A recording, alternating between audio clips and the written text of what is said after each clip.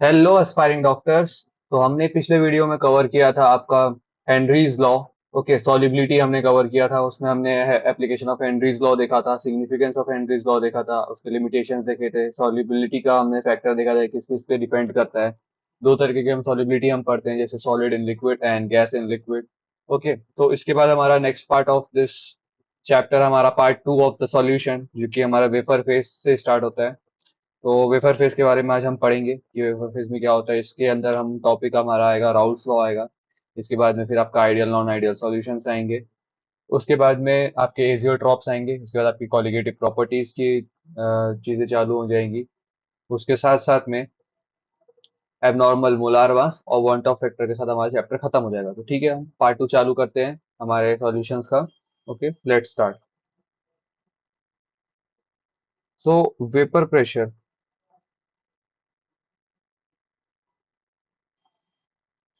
अगर किसी हम सिंपल टर्म्स में हम वेपर प्रेशर को डिफाइन करें तो वेपर प्रेशर क्या है? The it is a pressure which applied by the vapour on the surface of the liquid. हमारे जो वेपर है वो क्या, कितना प्रेशर हमारे सरफेस ऑफ द लिक्विड में डाल रहे हैं, कितना प्रेशर वो अप्लाई कर रहे हैं कोई भी वेपर वेपर पार्टिकल्स, उसे हम बोलेंगे वेपर प्रेशर। ठीक है। तो जैसे कोई भी लिक्विड हमारा जो है वॉलेटाइल, अब इसमें कंसेप्ट आएगा volatile liquid and non volatile liquid. तो volatile liquid are those which get vaporise. Okay, जैसे आपका हमारा हो गया पेट्रोल, जो कि बाहर रखते ही वेपराइज हो जाता है, तो एक वॉलेटाइल लिक्विड है। ओके, वेर एज आपका जो नॉन वोलेटाइल लिक्विड है वो आपका वेपराइज नहीं होता है, यानी कि उसका नो वेपराइज फॉर्म। ओके, तो यहाँ पर आपको चीज ध्यान रखने की, what is volatile liquid and what is non volatile liquid. ठीक है, तो इससे हम वेपर प्रेशर को स्टार्ट करते हैं। तो वेपर प्रेशर का पहले हम डेफिनेशन लिखते हैं। प्रेशर एक्सर्टेड बाय वेपर्स, हमारे जो pressure exerted by vapour above liquid surface in equilibrium with liquid at given temperature is called vapor pressure. Okay, the pressure exerted by the vapor at the surface of the liquid which is in equilibrium with the liquid at a given temperature. Okay, एक temperature पे at a given specific temperature, तो उसको हम बोलेंगे vapour pressure. Okay, तो उसका और other words में हम ये बोलेंगे pressure exerted by vapor molecules on the surface of liquid in jar at equilibrium. कोई भी वेपर मॉलिक्यूल जो हमारे लिक्विड में है, वो हमारे अगर प्रेशर प्रोड्यूस करे, जो भी वेपर, ठीक है, किसी भी जार में, तो उसको हम बोलेंगे vapour pressure. The pressure produced by any vapour is known as vapour pressure. Okay, तो अब इस ये किस चीजों से अफेक्ट करेगा? It is affected by two things, which is temperature and another one is nature of liquid. ये हमारे दो चीज में मैटर करेगा, ये हमारा टेम्परेचर क्या यूज हो रहा है और हमारा नेचर ऑफ द लिक्विड क्या है। इन दो चीजों पे हमारा वेपर प्रेशर अफेक्ट करेगा। ओके, तो नेचर पे हमारा कैसे करता है और हमारा टेम्परेचर पे कैसे करता है, हम ये देखते हैं। Nature of liquid, second one is the temperature. Okay, nature of the liquid में हमारा कैसे करता है ये हम देखते हैं। द वीकर इंटरमोलिकुलर फोर्स, अगर किसी लिक्विड की हमारी वीक इंटरमोलिकुलर फोर्स है, तो उसके कारण से greater amount of vapours, more molecules of liquid come to vapor phase। अगर हमारा कोई लिक्विड है जिसका इंटरमोलिकुलर फोर्स जो है वो बहुत ज्यादा वीक है, तो जैसे ही हम उसमें हीट करते हैं, टेम्परेचर अप्लाई करते हैं, तो उसका जो बॉन्ड है वो हमारा डिसोशिएट हो जाएगा, जिसके कारण से वो वेपर फॉर्म बना लेगा। तो जितना ज्यादा जितना वीक इंटरमोलिकुलर फोर्स किसी लिक्विड का, उतना ज्यादा उसके वेपर्स। ठीक है, उसके more the vapours less in the intermolecular force of attraction. Okay, उसके बाद हमारा टेम्परेचर पे कैसे डिपेंड करता है ये हम देख लेते हैं कि जब हम टेम्परेचर बढ़ाते हैं, व्हेन टेम्परेचर इंक्रीज, ओके, तो वेपर प्रेशर भी हमारा इंक्रीज होता है। ओके, तो इससे हमें ये समझ आया कि vapour pressure is directly proportional to the temperature, कि जितना ज्यादा हम टेम्परेचर बढ़ाएंगे उतना ज्यादा हमारा वेपर प्रेशर बढ़ेगा। जैसे भी कि आप कोई भी समझ लीजिए, जैसे पानी को आप बॉईल कर रहे हैं, तो जितना ज़्यादा आप टेम्परेचर बढ़ाएंगे उतना ज़्यादा उस वेपर्स की अमाउंट बढ़ेगी। इसलिए आप जैसे पानी या जैसे किसी भी जार में आप गर्म कर रहे हो और उसको ऊपर से आप ढक देते हैं, तो जो अमाउंट ऑफ प्रेशर जो वेपर एक्सर्ट करता है आपके ऊपर, जो प्लेट रखा हुआ है, तो वो बढ़ते जाता है एज द टेम्परेचर राइजेस, क्योंकि वहां पर उसकी वेपर प्रेशर बढ़ते जाती है। ओके, तो because increase in temperature cause increase in kinetic energy of molecules, due to which more molecule leave surface of liquid and change to vapor। ठीक है, जैसे जैसे हमारा टेम्परेचर बढ़ता है वैसे ही उन मॉलिक्यूल्स की काइनेटिक एनर्जी भी बढ़ेगी। तो जितना ज़्यादा काइनेटिक एनर्जी होगी तो उतना ज़्यादा जो लिक्विड है वो वेपर्स में चेंज होंगे और उतने ही जल्दी वो लिक्विड के सरफेस को लीव कर देंगे। ओके, नेक्स्ट कॉन्सेप्ट पे हम आते हैं कि फैक्टर्स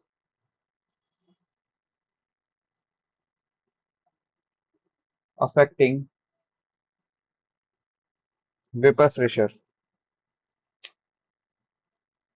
तो हमारे क्या क्या फैक्टर्स हैं जो हमारे वेपर प्रेशर को अफेक्ट कर रहे हैं। ठीक है, तो सबसे पहला फैक्टर आता है हमारा, जो मैंने आपको बताया कि vapour pressure is directly proportional to the temperature. Number one, सबसे main important, directly proportional to the temperature. ठीक है, उसके बाद में एक कॉन्सेप्ट आता है कि temperature at which vapour pressure of liquid is equals to the atmospheric pressure. ठीक है, जो हमारा वेपर प्रेशर किसी लिक्विड पे लग रहा है वो हमारा इक्वल हो जाएगा एटमॉस्फेरिक प्रेशर के। तो वो हमारा उसको हम उस टेम्परेचर को हम बोलेंगे बॉइलिंग पॉइंट किसी भी लिक्विड का। ओके, जिस टेम्परेचर पे हमारा vapour pressure of liquid will be equal to the atmospheric pressure, तो उस पॉइंट, उस टेम्परेचर के उस पॉइंट को हम बोलेंगे बॉइलिंग पॉइंट। उस टेम्परेचर पे उसका बॉइलिंग पॉइंट आता है। ठीक है, उसके बाद हमारा जो सेकेंड पॉइंट है कि vapour pressure is inversely proportional to the strength of intermolecular force.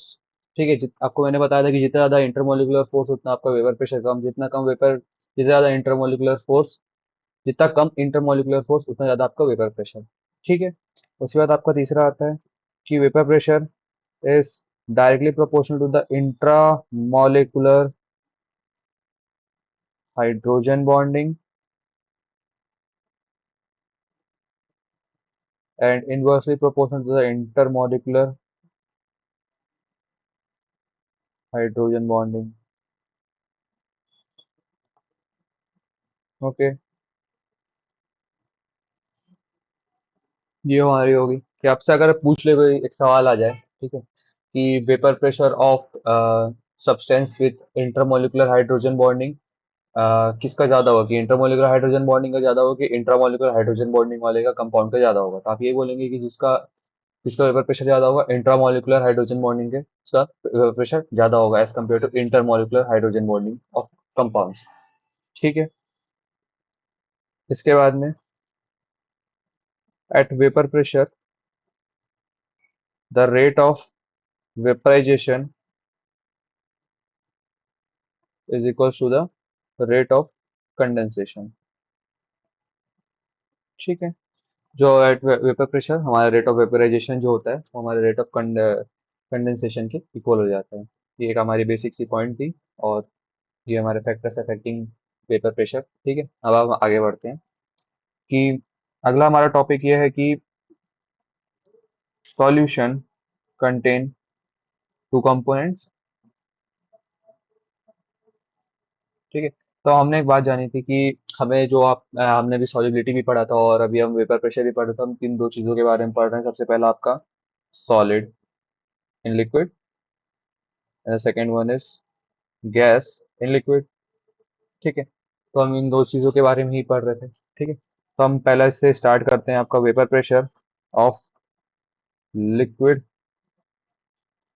In liquid solution.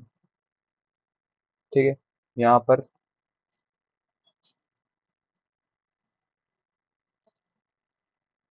Liquid in liquid के बारे में हमें पढ़ना है, गैस इन लिक्विड के बारे में हमें नहीं पढ़ना है, क्योंकि लिक्विड हमारा जब तक वेपराइज होगा तो हमारा फिर वहां पर गैस इन लिक्विड का फॉर्मेशन हो जाएगा, सॉल्यूशन का फॉर्मेशन। तो हम पहला पढ़ेंगे vapour vapour pressure of liquid in liquid solution. ठीक है। जिन दो कंपोनेंट्स में दो लिक्विड होंगे, ठीक है, उसके बारे में हम वेपर प्रेशर में उसमें क्या क्या चीजें आती है। तो हम स्टार्ट करते हैं। बाइनरी सॉल्यूशन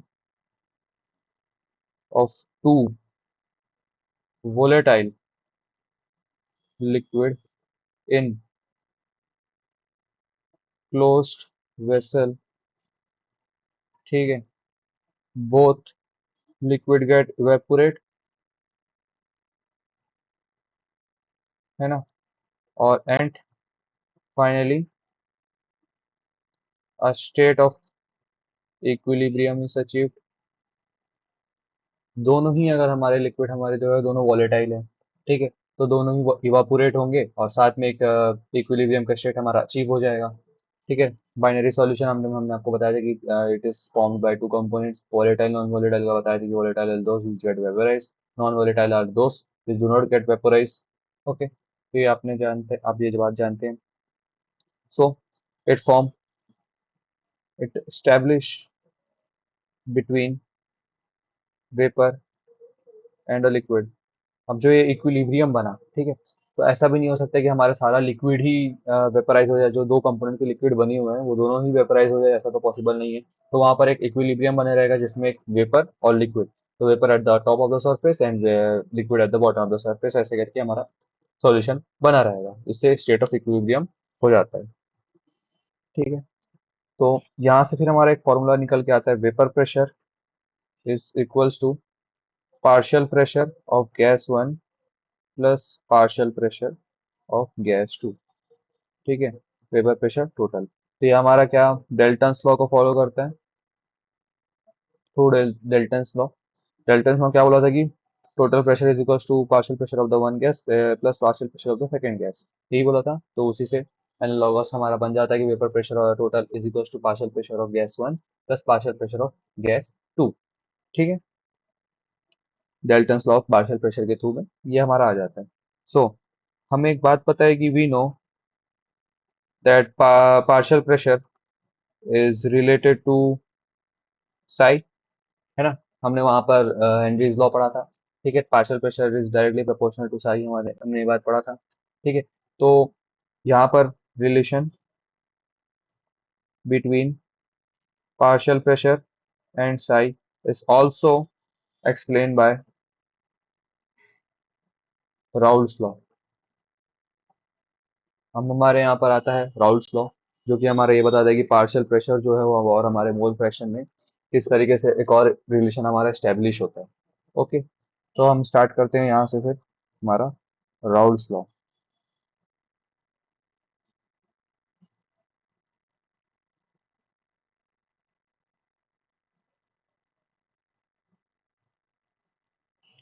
तो राउल्स लॉ क्या है ये quantitative relation between partial pressure and psi of two components. ठीक है। ये हमारा क्वांटिटेटिव रिलेशन है between partial pressure and psi of two components, partial pressure and mole fraction of two components. ठीक है। तो इसका डेफिनेशन क्या है, at given temperature for a solution of volatile liquid, the partial vapor pressure of each component of solution is directly proportional to its mole fraction present in solution।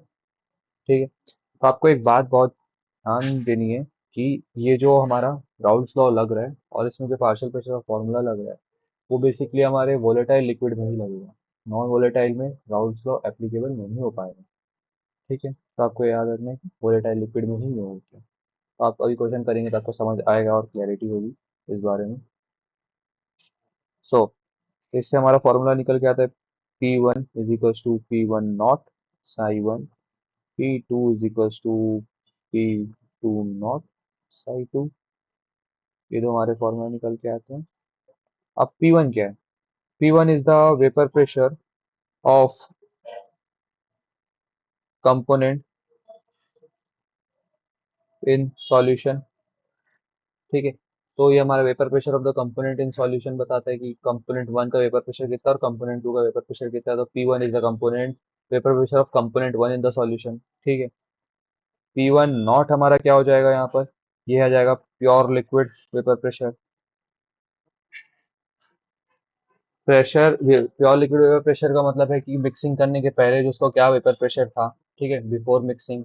और तो इसे हम बोलेंगे pure liquid vapour pressure. Okay, and psi one is the mole fraction. Okay, तो इससे formula हमारा निकल के आता है P1 is equal to P1 not psi one, and psi one is equal to mole of A upon mole of A plus mole of B. ठीक है, ये होता है। तो इससे आगे फिर हमारे और रिलेशन बन के निकलते हैं, है ना। So through Dalton law of partial pressure, Dalton law of partial pressure के थ्रू में total pressure is equal to P1 plus P2। ठीक है, और यहाँ पर हमने P1 की वैल्यू जानी थी कि P1 is P1 not Sai है और P2 की वैल्यू हमें जानी थी P2 not psi two. Okay, तो यहाँ पर P total is equal to P1 not psi one plus P2 not psi two. ठीक है, उसके बाद में हम यहाँ पर when we take P naught outside minus psi 2 plus P naught H2, ये एक हमारा फॉर्म हो गया। तो आप बोल रहे होंगे कि यहाँ पर psi 2 कैसे आ गया? Because psi 1 plus psi 2 is equal to 1। तो psi 2 उस साइड पे गया तो psi 1 की वैल्यू आ गई। psi 1 is equal to 1 minus psi 2। ठीक है, ये हमारा एक फॉर्मूला हुआ। ये हमारा एक फॉर्मूला हुआ जिसे आपको ध्यान रखना है। ठीक है, तीसरा हमारे यहाँ से फॉर्मूला निकल के आएगा कि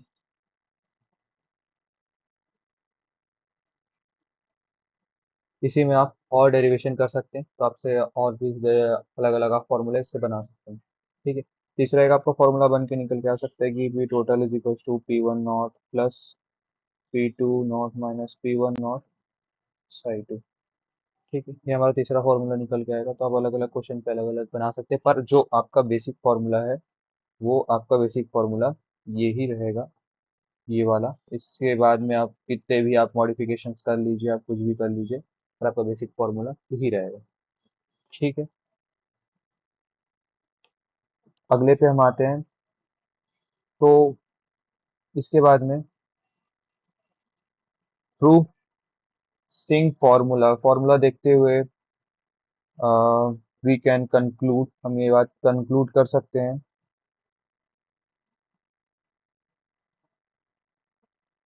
कि टोटल वेपर प्रेशर है over solution can be related to mole fraction of any one component. ठीक है, तो आपने यहाँ पर देखा था जैसे टोटल वेपर प्रेशर यानी कि पीटी, जो हमारा किसके डिपेंडेंट में आपको दिख जाएगा? मोल fraction of any one component Sai to, है ना, यहाँ पर साई टू। तो बेसिकली ये पॉइंट ये बताना चाह रहा है। दूसरा पॉइंट ये है कि total vapour pressure over solution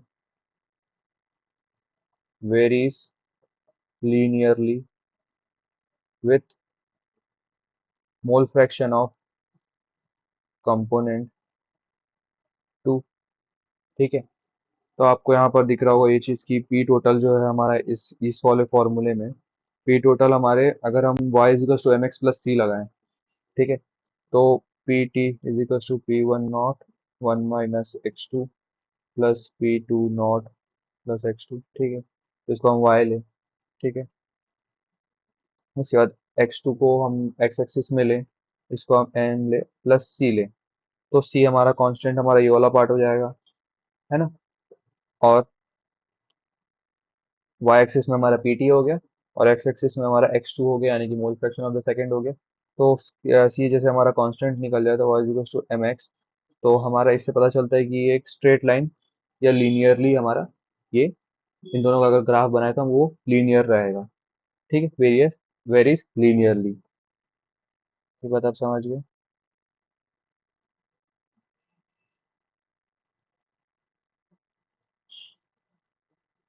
ठीक है, थर्ड पॉइंट पे हम आते हैं कि P total over solution increases slash decreases with increase in psi of component 1 depending upon vapor pressure of pure component of 1 and 2। तो हमारा जो पी टोटल है वो हमारा इंक्रीज भी हो सकता है या डिक्रीज भी हो सकता है on increasing the mole fraction of the component 1, और उस पर एक और भी चीज डिपेंड करेगी हमारे प्योर कंपोनेंट का भी क्या वेपर प्रेशर है, ठीक है। इसके बाद में हमारा आता है ग्राफ ऑफ राउल्स लॉ,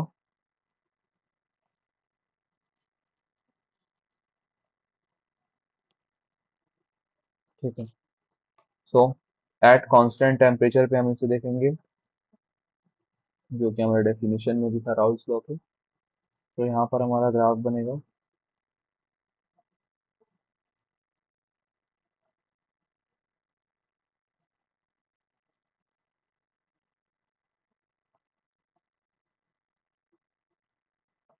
ठीक है।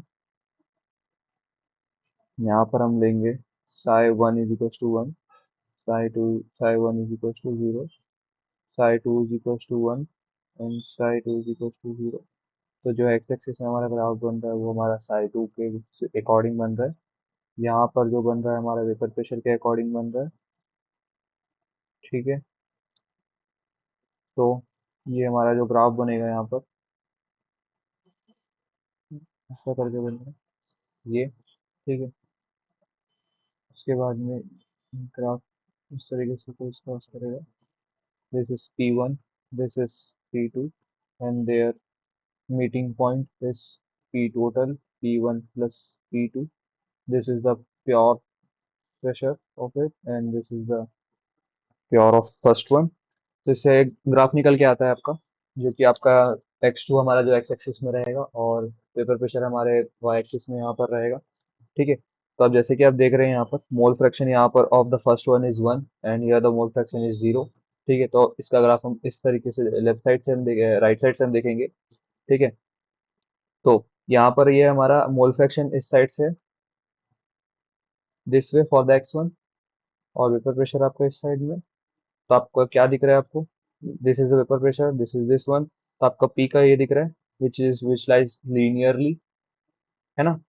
वैसे ही हम यहाँ का लेते हैं और यहाँ से x2 लेते हैं, ठीक है, और यहाँ पर से वेपर वेपर प्रेशर लेते हैं, तो ये P2 का हो गया विच ऑल्सो लाइज लीनियरली, आप यहाँ समझ गए बात। और this one is the P total,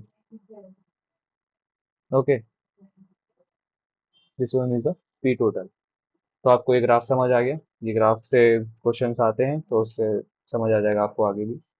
अब अगला, the plot of P total versus psi 2 will be a straight line, ठीक है।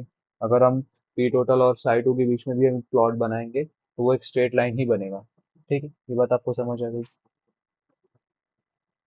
अब यहाँ पर हम अज्यूम करते हैं, assume that P one not is vapour vapour pressure of pure liquid of second one is more than the first one, ठीक है। तो इससे हमें क्या समझ आता है कि कंपोनेंट वन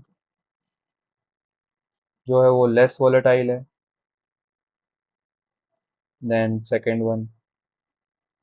दूसरा हमें समझ आता है कि minimum value of P total is P naught and max value will be of P total is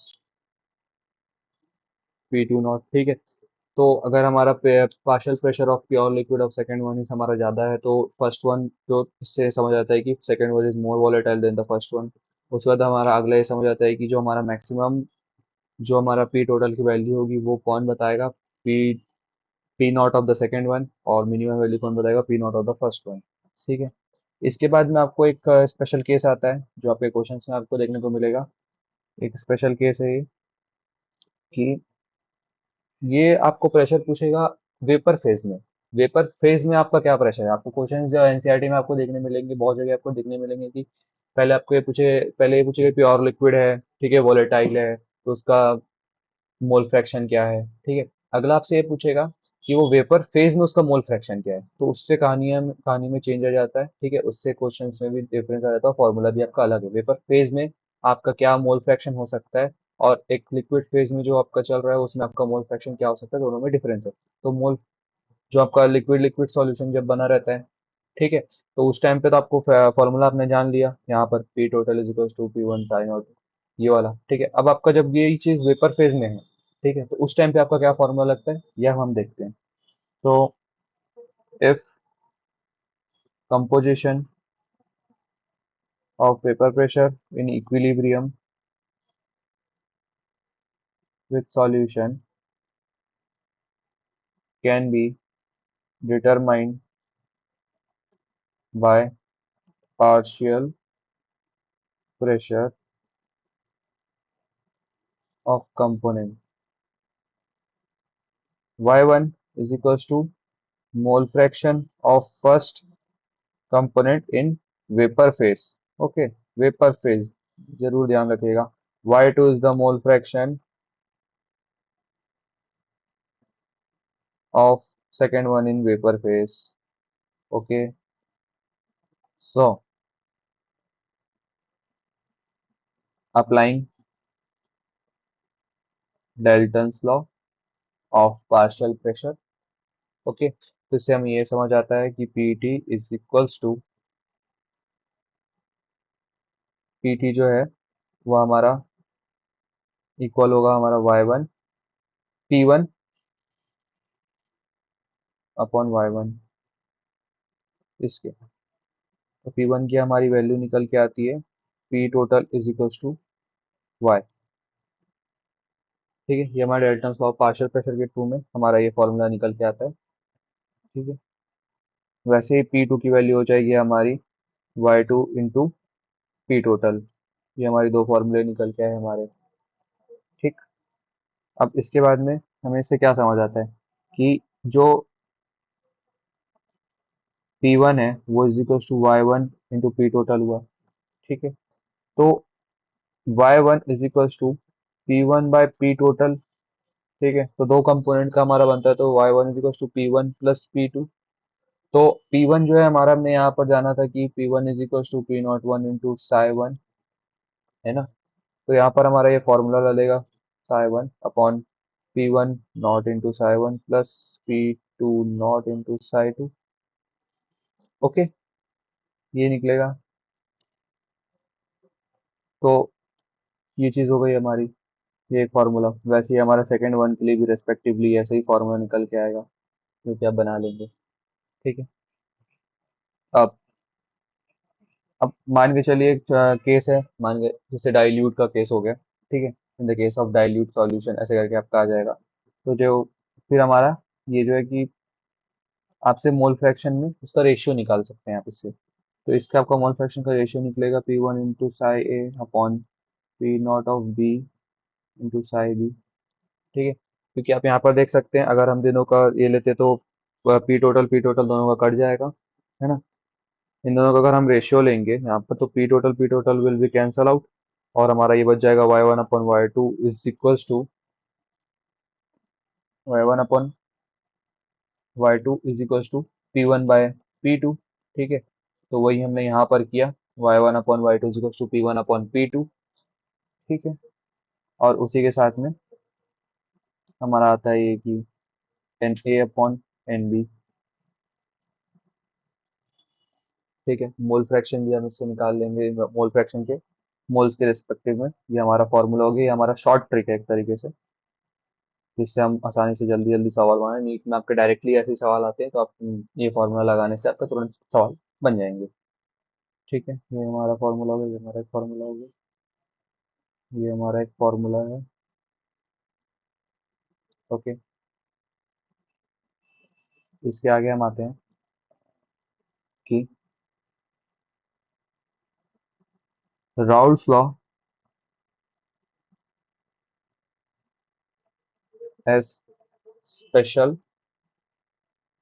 case of Henry's law. हमारा राउल्स लॉ वो कैसे एक स्पेशल केस बन सकता है आपका हेनरीज लॉ का, तो हम ये जानते हैं कि राउल्स लॉ के हिसाब से हमें पता है कि P1 naught = psi 1।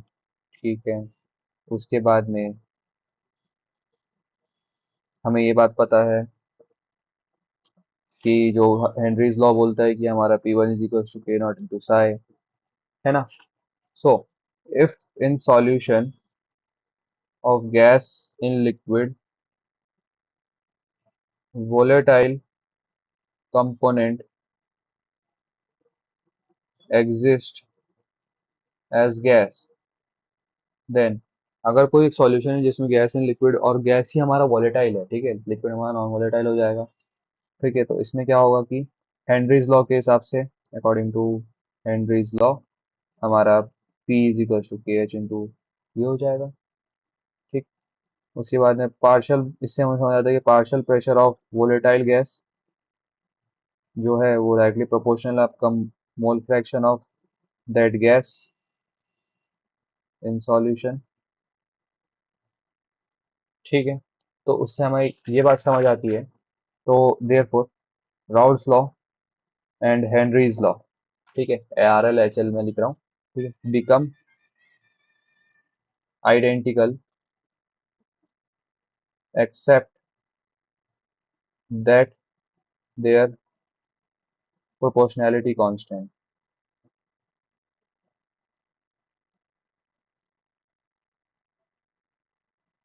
KH in HL and P1 naught in RL, Raoult's law और ये लॉ। ठीक है, तो जब कब स्पेशल केस हो जाता है राउल्स लॉ,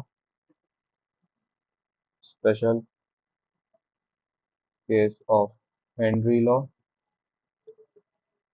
व्हेन आपका KH जो है वो आपका इक्वल हो जाए P1 naught।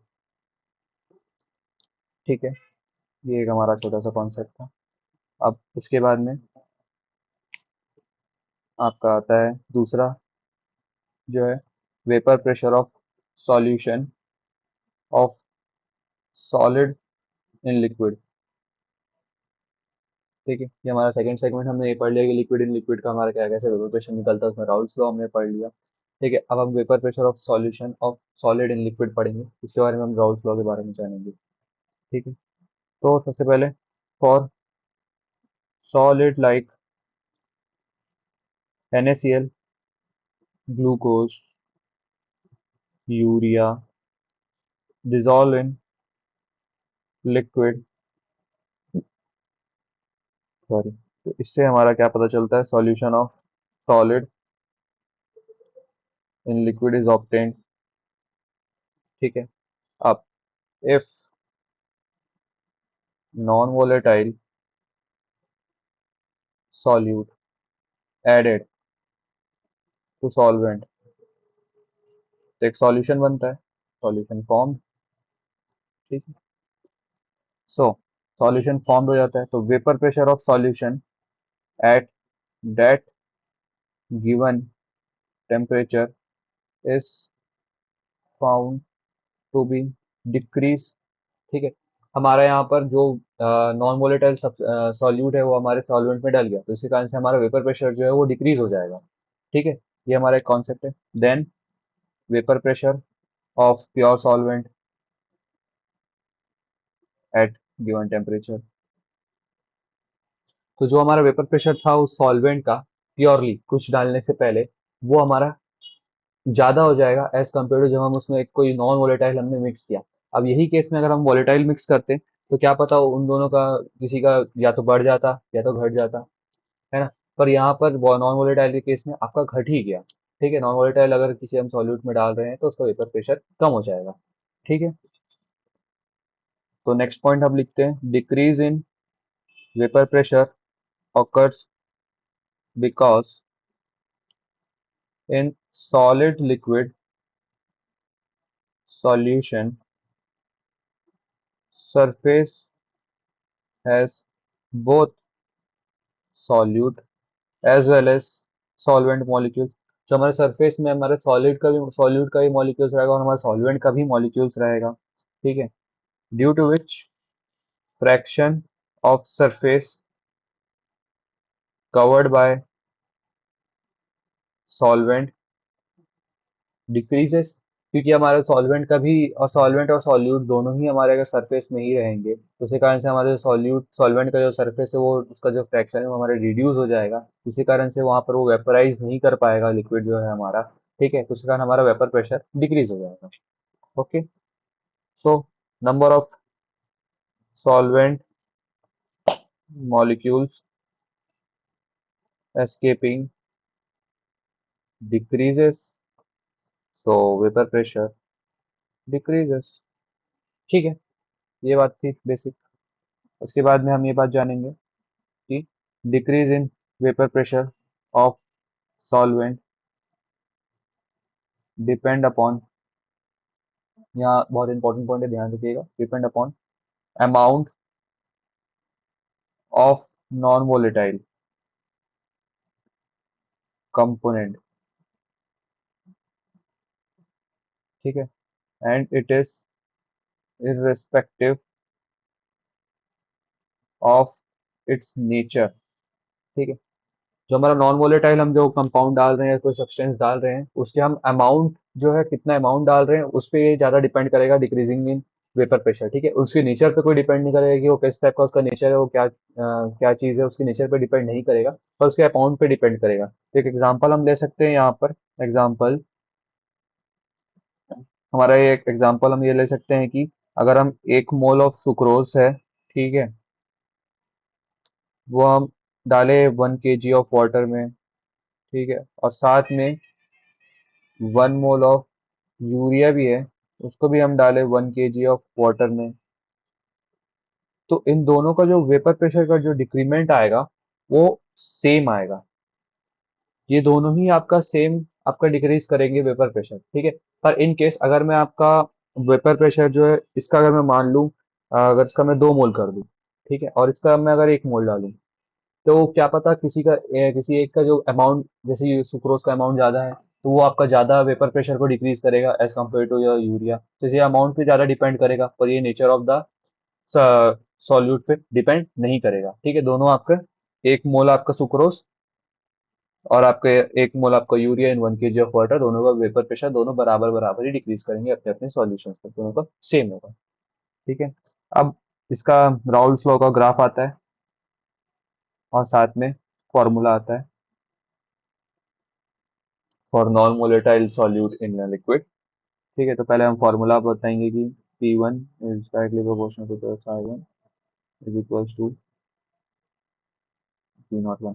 अब आप ये बात देख रहे होंगे कि मैंने यहाँ पर P1 लिया है, ठीक है, और यहाँ पर psi1 लिया है। तो हमें ये बात पता चला है, अब मैंने आपको एक बात बताया थी कि जो नॉन वोलेटाइल होता है उसका कोई वेपर ही नहीं होता है। ठीक है, उसका कोई पार्शियल, अब वो वेपर ही नहीं बनेगा उसका कोई पार्शियल प्रेशर ही नहीं होगा। ठीक है, तो उसका पार्शियल प्रेशर हमारा जो हो जाएगा जीरो हो जाएगा। तो सिर्फ एक ही कंपोनेंट का हम पार्शियल प्रेशर लेंगे यहाँ पर इस केस में। तो जब नॉन वोलेटाइल की हम बात करेंगे तो सिर्फ एक ही चीज का, एक ही कंपोनेंट का सिर्फ और सिर्फ हम पार्शियल प्रेशर को लेंगे। ठीक है, इसके बाद में इसका ग्राफ आता है आपका।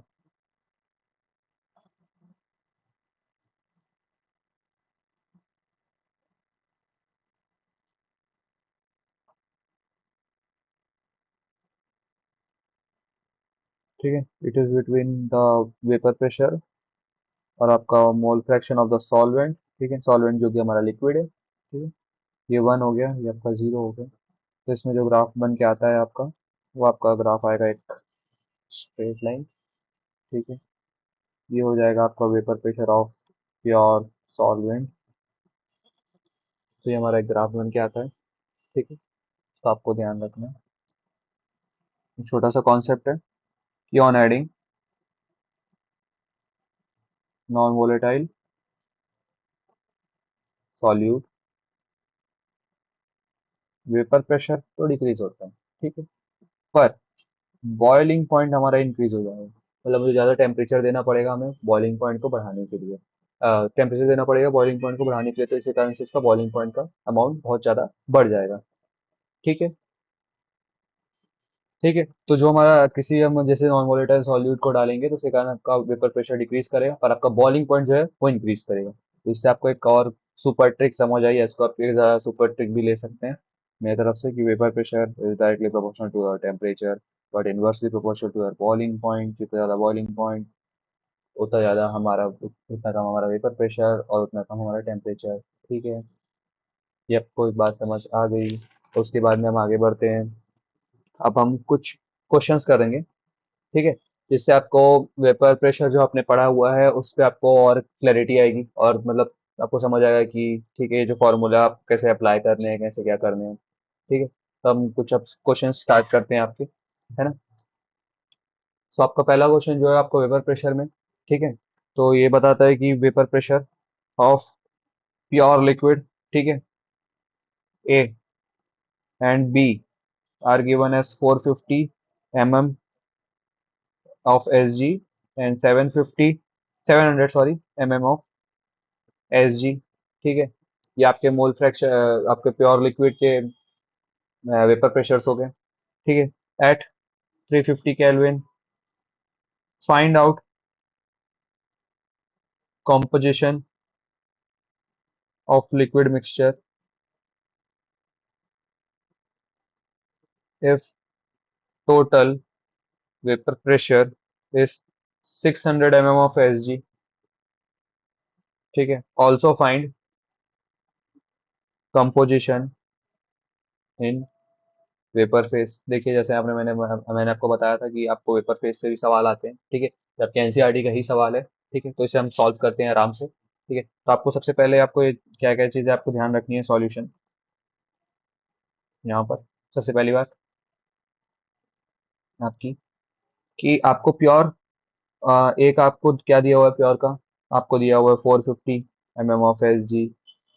सेकेंड वन आपको ये दिया हुआ है, second one is 700 mm of S G. और आपको जो पी टोटल दिया हुआ है, पी टोटल द, आपको यहाँ पर ये लाइन आपने पढ़ा होगा कि vapour pressure of the total is 600, तो पी टोटल हमारा 600 mm ऑफ एस जी दिया हुआ है। ठीक है, तो मुझे क्या निकालना है, इसका कंपोजिशन हमको फाइंड करना है, कंपोजिशन यानी कि मोल फ्रैक्शन हमें फाइंड करना है।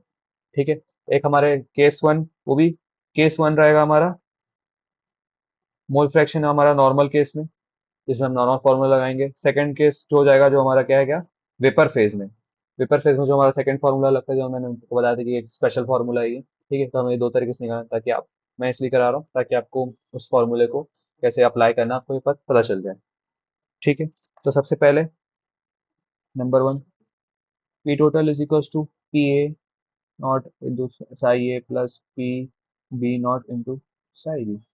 तो पी टोटल 600, ये आपको दिया हुआ है कितना, 450 into psi A plus 700 into psi B. अब हमने एक बात आपको मैंने आपको एक बात बताई थी, Sai A plus psi B जो होता है वो हमारा इक्वल्स टू वन होता है, total mole fraction of the two compounds is equals to one. तो psi B is equals to X one minus psi A.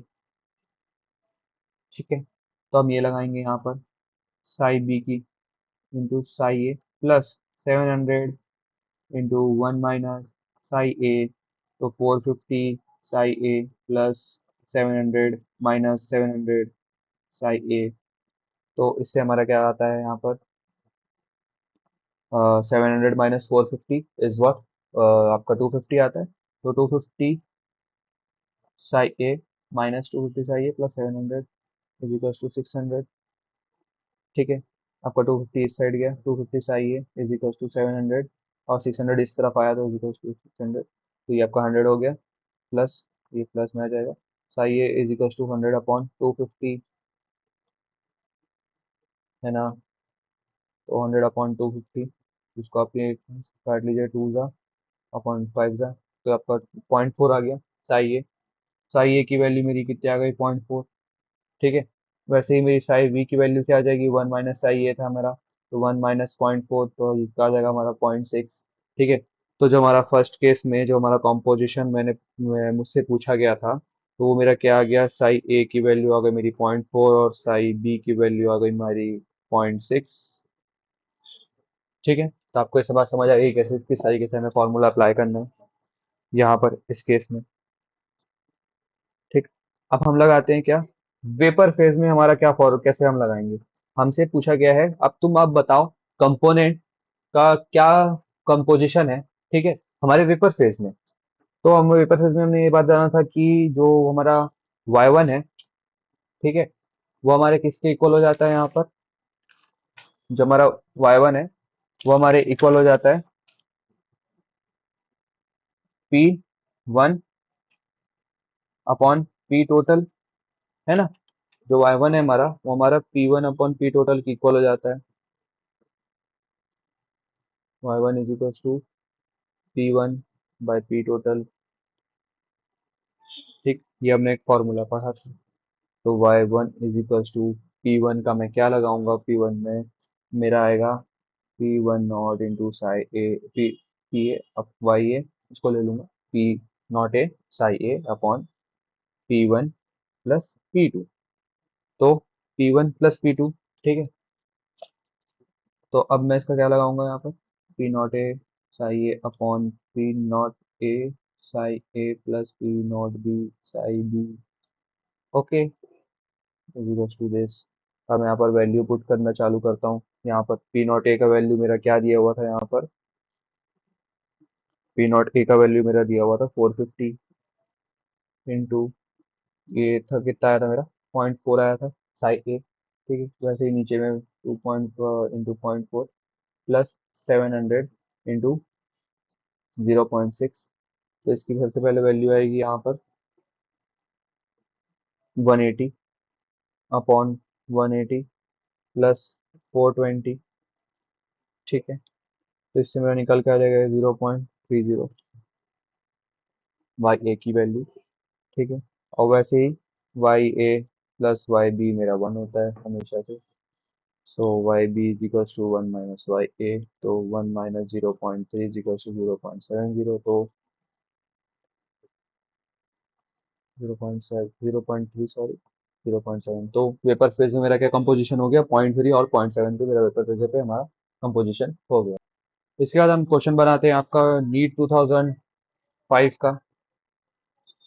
ठीक है, 2005 में आया हुआ सवाल है कि vapour pressure of two liquid P and Q is 80 torr and 60 torr respectively. ठीक है, total vapour pressure of solution is what when they are mixing 3 mole of P and 2 mole of Q would be। तो मुझे vapour total vapour pressure निकालना है। ठीक है, P total is equal to what if mole of A, मतलब कि Na is equal to given 3 and Nb is equal to 2। Okay, P A naught is equal to 80 and P naught B is equal to what 60। सबसे पहले अपना मैं साई ए निकालूंगा, साई ए मेरा हो जाएगा Na upon Na plus Nb। ठीक है, साई ए जो हो जाएगा मेरा वो क्या हो जाएगा मेरा Na प्लस Nb। सबसे पहले आता है 3/5, 2 + 3 5, 3/5 हो गया। वैसे ही मेरा एक्स भी मेरा हो जाएगा क्या, 2/5, 2/5। ठीक, अब यहाँ पर मैं पी टोटल निकालूंगा, यहाँ पर P1 not psi A plus P2 not psi B. P1 मेरा कितना दिया हुआ था 80 इंटू उसका मोल फ्रैक्शन मेरा कितना आया 3/5 प्लस दूसरा आता है आपका यहाँ पर क्या 60 इंटू 2/5, तो ये कटेगा इंटू 16 हो गया, 16 5 80। ठीक है, 48, 5 एंड 3 ये हमारा हो गया, कितने से जाएगा, 12 से, 12 to 24, 24 and it is gift 72 three total हमारा आ गया। ये आपका नीट 2005 का सवाल है, ठीक है। देखिए आपने कितना आसानी और इजीली से कवर कर लिया इसे, सिर्फ थोड़ा सा कॉन्सेप्ट जान के, फॉर्मूला जान के, ठीक है। नीट में ऐसे ही आसान फॉर्मूला बेस्ड ही सवाल आते हैं, ठीक है। अभी फिजिकल केमिस्ट्री का लेवल काफ़ी नीट ने, एनटीए ने काफ़ी ज़्यादा घटा दिए, तो अब आपके फिजिकल केमिस्ट्री से भी आपके फार्मूला बेस्ड सवाल आते हैं मोस्टली, और साथ में आपके थ्योरेटिकल बेस्ड सवाल आते हैं, जिसमें आपका पूरा मतलब थ्योरी आपको देखा जाता है कि आपने थ्योरी भी कितना पढ़ा है उसमें से। थ्योरेटिकल बेस्ड में आपका स्टेटमेंट बेस्ड, असर्शन, रीजन, इस तरीके के आपके सवाल आते हैं, जो कि मैं हर एक तरीके के सवाल को मैं कवर कराऊंगा। मेरे जो नोट्स हैं वो आपके मोर देन सफिशिएंट रहेंगे। आपको उसके बाद में कोई एनसीईआरटी पढ़नी नहीं, ना कोई बुक पढ़ना है आपको। मैं आपको जो क्वेश्चंस करवा रहा हूँ, मैं आपको हर एक वैरायटी में क्वेश्चंस करवा दे रहा हूँ। इसके बाद में आपको सिर्फ क्वेश्चन प्रैक्टिस करनी है, मेरे लेक्चर को देखने के बाद में, एक बार नोट्स पढ़ने के बाद में, रिवाइज करने के बाद में, फिर आपको क्वेश्चन बनाते जाना है, जो कि आपको हर एक क्वेश्चन बनते जाएंगे। कुछ आपको क्वेश्चन में डाउट आता है तो आप मुझे बता दीजिएगा कमेंट सेक्शन में, ठीक है। तो हम अगला सवाल पे आते हैं।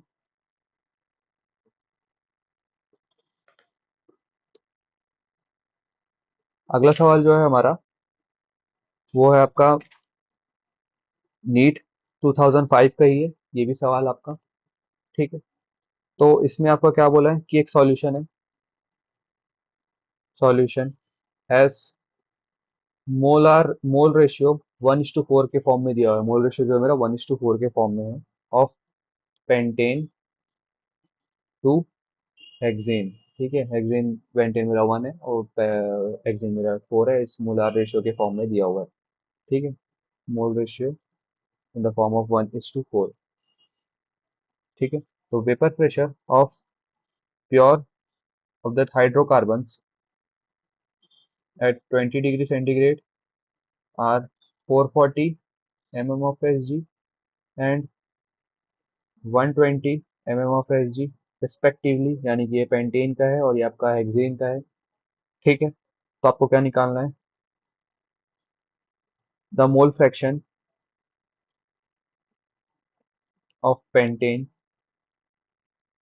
इन वेपर फेज। देखिए आपसे 2005 में देखिए कितना अच्छा खासा लेवल का सवाल आया, यहाँ पर 2005 का ये, कि पहले आपसे ये आपको पहले रेशियो में बता दिया, ये मोल रेशियो ये है आपका, ठीक है। उसके बाद आपको प्योर का लिक्विड का वेपर रेशियो बता दिया। उसके बाद में आपको ये बोल रहा है कि आप पहले पी टोटल निकालिए, पी टोटल के बाद में आप उसका वेपर फेज में उसका क्या मोलर रेशियो होगा पेंटेन का, वो आप ये निकालिए। तो काफी टाइम कंज्यूमिंग ये सवाल था, ठीक है। 2005 में इसी तरह के सवाल आते हैं, पर आपकी नीट अभी जो नीट हो रही है, जो एनटीए करवा रहा है, उसमें काफी फार्मूला बेस्ड आ रहा है, डायरेक्टली क्वेश्चन आ रहे हैं कि आपको डायरेक्ट ये दे देंगे कि मोलार रेशियो ये है आपका, ये तो आप पी टोटल निकाल लीजिए, ठीक है। तो इस क्वेश्चन को हम बनाते हैं आराम से और जल्दी से। तो सबसे पहले आपका आता है आपका मोल रेशियो जो है, ठीक है। तो mole of N A by N B का जो मेरा फॉर्मूला दिया है 1/4 है, ठीक है। तो N A is equals to N B by 4 हो गया,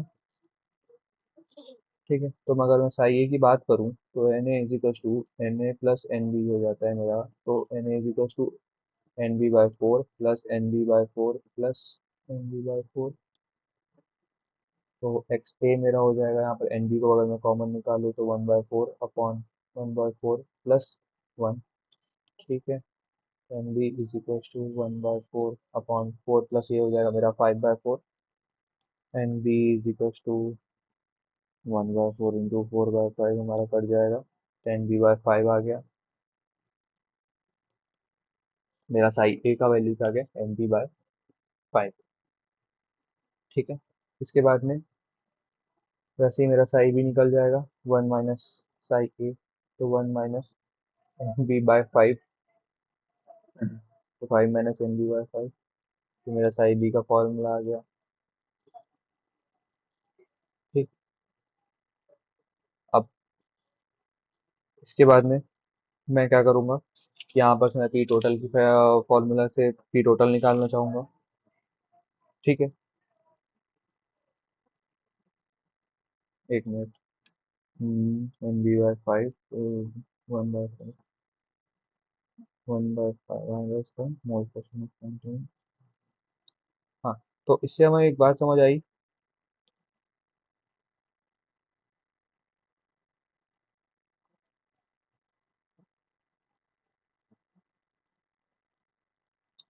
ये जो मोल फ्रैक्शन में, ठीक है, तो इससे मेरी बात समझ आई कि जो मेरा पेंटेन है वो मेरा 1/5 टाइम्स है और मेरा हेक्सेन जो है मेरा 4/5 टाइम्स है। ये बात मुझे समझ आ रही होगी, ठीक है, क्योंकि Na का मेरा 1:4 रेशियो में दिया हुआ है। तो अगर मैं रेशियो देखना चाहूँ तो इससे मुझे ये समझ आता है कि अगर टोटल टोटल मेरा रेशियो कितना आ जाए, मेरा 5 है, तो उसमें से 1/5 जो है आपका पेंटेन का है, और 4/5 है जो आपका वो है हेक्सेन का, ठीक है। तो इससे आप इस वे में भी बना सकते हैं। ये वाला आपका मेटल थोड़ा लॉन्ग पड़ जाएगा, इससे आपको दिक्कत होगी। तो आपको ये बात पता चल गई कि since ratio of pentane is to hexane आपका 1:4 है, ठीक है, तो मोल फ्रैक्शन आपका निकल जाएगा यहाँ पर, और पेंटेन आपका 1/5 है ना, जो कि आपका NB/5 निकला था, और उसका माइनस कर देंगे तो आपको 4/5 हो जाएगा दूसरे वाले का। अगर इसका ये 1/5 है तो इसका आपका हेक्सेन का 4/5 हो जाएगा, ठीक है। उसके बाद से हम क्या निकालते हैं, इसका पी टोटल निकालेंगे हम, ठीक है। P1 naught I A plus P2 naught I B. P1 का वैल्यू हमारे कितना दिया हुआ था, 440 120। P1 की वैल्यू हमारी 440 इंटू 1/5 प्लस P2 की वैल्यू हमारा 120 इंटू 4/5, ठीक है। तो इससे हमारा क्या निकल के आता है, वेपर प्रेशर हमारा टोटल आ जाएगा 184 mm of S G. P total आज की वैल्यू आ गई, ठीक। अब आपसे क्या पूछा, पेंटेन, तो पेंटेन का आपको वेपर प्रेशर, वेपर फेज में आपको मोल फ्रैक्शन बताना है, यानी कि Y1 की बात कर रहे हैं।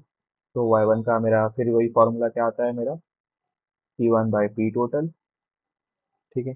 P1 is equal to P1 naught into psi A upon P1 not psi A plus P2 not psi B, sorry. तो 440 into 1/5 upon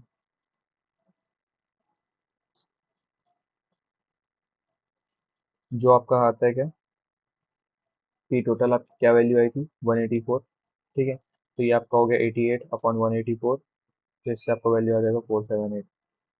Y A is equal to 0.478, ये आपकी आ गई किसकी वैल्यू, mole fraction of pentane in vapour phase, ठीक है। वैसे ही मोल फ्रैक्शन ऑफ बी मैं कैसे निकालूंगा, Y A plus Y B is equal to 1 होता है। तो Y B is equal to 1 minus 0.4, तो ये आ जाएगा मेरा 0.6, वाई बी की मेरी आ जाएगी वैल्यू 0.6। तो मोल fraction of hexane at vapor pressure is 0.6, mole fraction of pentane at vapor pressure is 0.4, ठीक है। तो ये हमारे कुछ सवाल हो गए, और आपने पहले न्यूमेरिकल्स आपने जान लिए कि किस तरीके के हमारे न्यूमेरिकल्स आते हैं, और आपने हर तरीके के न्यूमेरिकल भी सॉल्व कर लिए।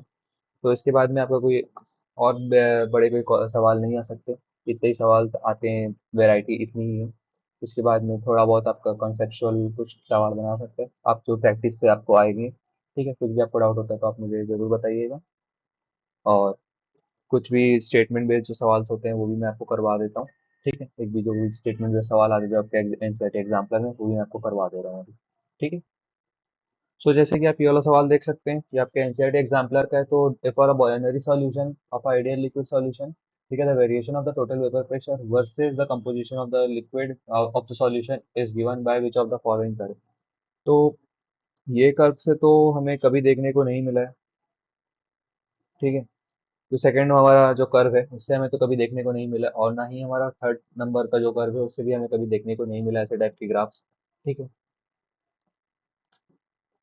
तो ये तो नहीं हो सकता, और ये भी नहीं हो सकता। मैंने आपको एक ग्राफ बताया था कि ये ऐसा है, ये इस तरीके से, ये इस तरीके से रहेगा, और इन दोनों के बीच में आपका पी टोटल बन जाएगा। तो ये एक आपका ग्राफ इस तरीके से ये वाला हो गया, ये आपका ग्राफ इस तरीके से ये हो गया। तो यही दो ग्राफ्स ही जो है वो आपको पॉसिबल हो सकते हैं किसी भी बाइनरी सॉल्यूशन के लिए, ठीक है, of total vapour pressure versus the composition, ठीक है। ये आपने जान लिया,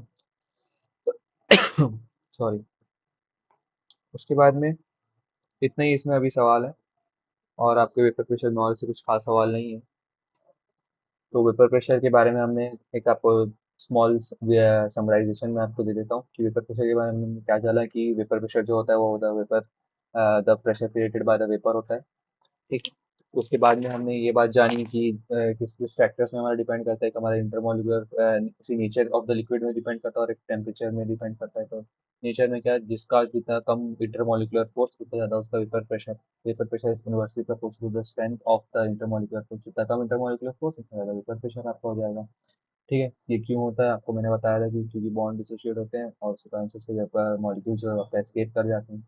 उसके बाद में आपके टेम्परेचर पे क्या होता है, टेम्परेचर के ये वेपर प्रेशर डायरेक्टली प्रोपोर्शनल होता है, जितना ज़्यादा हम टेम्परेचर बढ़ाएंगे उतना ज़्यादा हमारा वेपर प्रेशर बढ़ेगा।